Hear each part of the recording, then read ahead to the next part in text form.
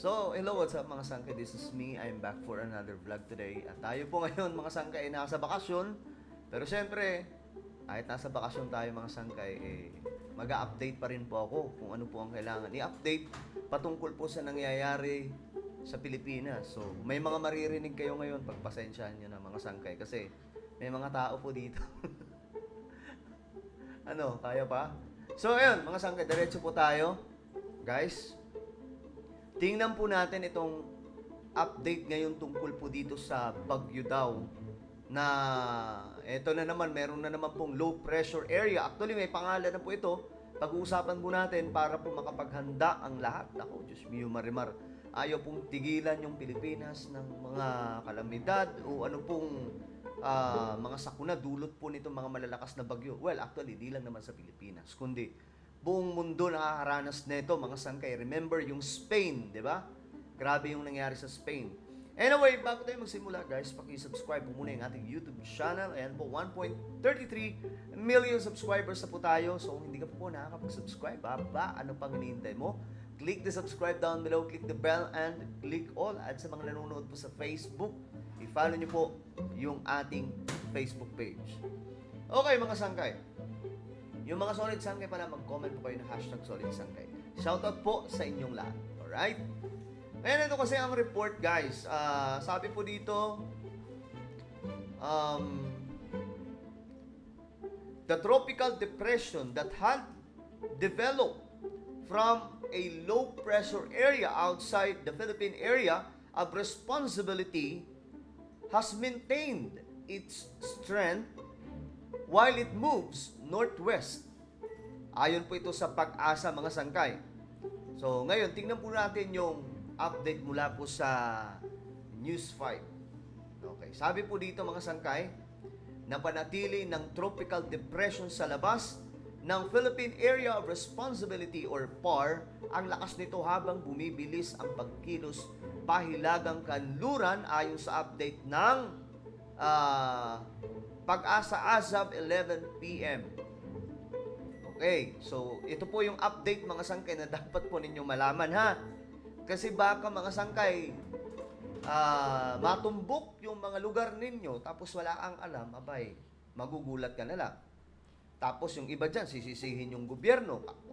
Sasabihin nila, kasalanan naman ng gobyerno ito, mga sangkay. Yung pala, ang may mali, tayo din, kasi hindi po tayo nakikinig sa mga balita, mga sangkay. So, it's time, ha? Makinig po tayo para po ito sa kaligtasan ng bawat isa. Okay? Ayun, napanatili daw po ng tropical depression sa labas ng Philippine Area of Responsibility. Ang lakas nito habang bumibilis ang pagkilos. Ngayon, mga sangkay, alam po natin, tandaan nyo po ito, ha? Yung mga bagyo kasi ngayon, unpredictable na. Sipin nyo, noon, mga sangkay, di ba? Mga tito at tita, alam nyo po ito, mga batang 90s, mga millennial, mga 80s. Alam po natin ito, mga sangkay, na every time na may bagyo, at i-announce po ng mga eksperto kung ano po yung kanilang pronouncement tungkol po sa lakas ng bagyo, tungkol sa magiging tumbok nito, mga sangkay, yun po ang lumalabas na resulta. But today, sad to say, mga sangkay, na hindi na po ito ganito. Hindi na po katulad dati, mga sangkay, na nahuhulaan at napipredict nila, mga sangkay, natutumbok ng mga eksperto ang lakas ng bagyo. Ngayon kasi, ang problema, halimbawa, mag-announce sila ngayon na ganito lang kahina, signal number 1 lang ang tatama sa ganito. Anak lang to ako, pagka mga ilang oras lang ang nakalipas, sasabihin na, signal number 3 na yung ganitong lugar. Diba? Sobrang tindi po ng nangyayari ngayon at hindi lamang po ito sa Pilipinas.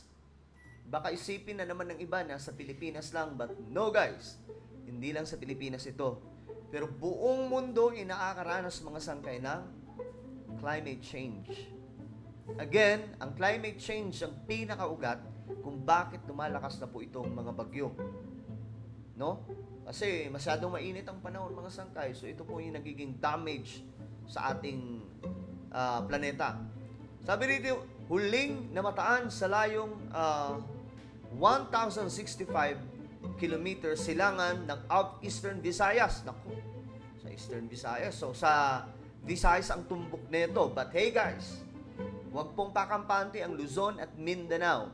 Alam po natin ang mga bagyo, mga sangkay, nagbabago at maliban dyan mga sangkay, yung laki, yung lawak ng nasasakop ng mga bagyo ngayon ay hindi na po basta-basta. Halimbawa, Visayas lang ang tinumbok, Eastern Visayas, pero mga sangkay ang tumama na naabot sa kanya mga sangkay, umabot po sa Luzon at Mindanao. So, mag-ingat kasi ang Visayas nasa gitna eh. 'Di ba? Nasa gitna po siya ng Luzon at Mindanao. So, ayon dito, taglay nito ang lakas na hangin. Ito. So, again, guys, siguraduhin nyo na updated ang lahat mga sangkay kung saan po tatama ito. Kasi itong nakikita po natin ngayon na update mga sangkay tungkol po dito sa lakas niya. Kung nalalakasan na tayo o nahihinaan man tayo, wala pa po ito sa magiging resulta sa mga susunod na araw. At ngayon nga mga sangkay, since andito po kami sa Visayas, nararamdaman na din po namin yung ulan dito. No?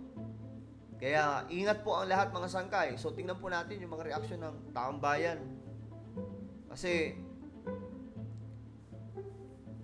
marami na po ngayon, akala po nila, gobyerno ang nagpapadala ng mga bagyo. Pero hindi naman talaga, mga sangkay. Nagigising po sila sa katotohanan na may climate change po talaga. Ayan po mga sangkay, yung pangalan po niya, Marcy. Naku, yung mga Marcy pa naman. Iba ang lakas ng Marcy. Joke lang. Pero ayun, mga sangkay, mag-iingat po ang lahat ha.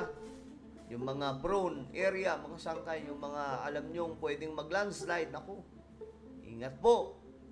So, ayan po mga sangkay. Ito po yan. Ayan po siya mga sangkay, no? Nakikita nyo ba? Ayan. Ito siya. So, dito siya, ewan ko mga sangkay, saan ito tatama? Sa Visayas ba? Pwedeng pumuntang Luzon, pwede rin Comorbada, pwedeng pumunta dito sa Mindanao o kung saan man. So, mas mabuti, mag-ingat na lamang po ang lahat. No? Magpakampante. Minsan, yan ang nagpapahamak sa atin. O, tingnan po natin mga sangkay. Mga comment nila, Lord, sana po ay hindi na mabuo ang bagyo na yan. Kayo na po ang bahala sa mga anak ninyo na humingi ng dasal sa Panginoon. Huwag po sana nating maranasan ang kalamidad na bagyong Marcy. So, sana pagdasal natin na matunaw ang bagyong to.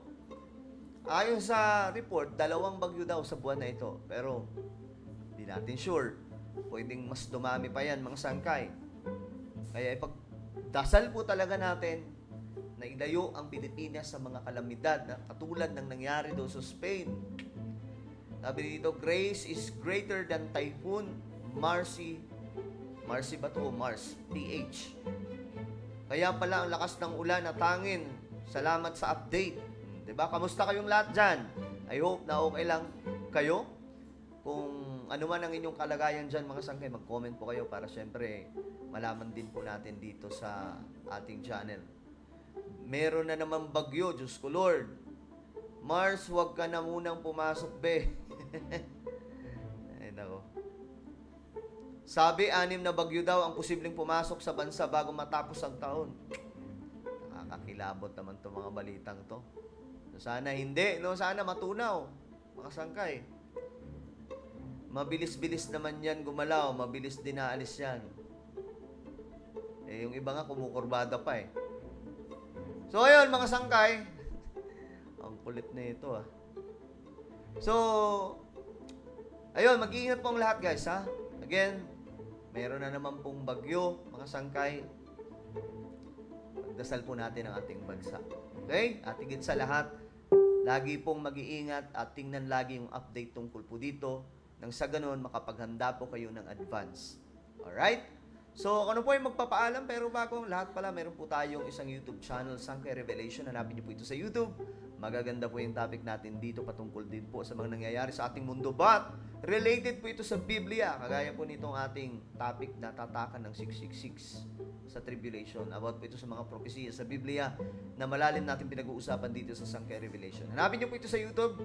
At i-click niyo po yung subscribe, i-click ang bell, at i-click niyo po yung all. Alright? So, ako na po yung magpapaalam. Mag-iingat po ang lahat. God bless everyone.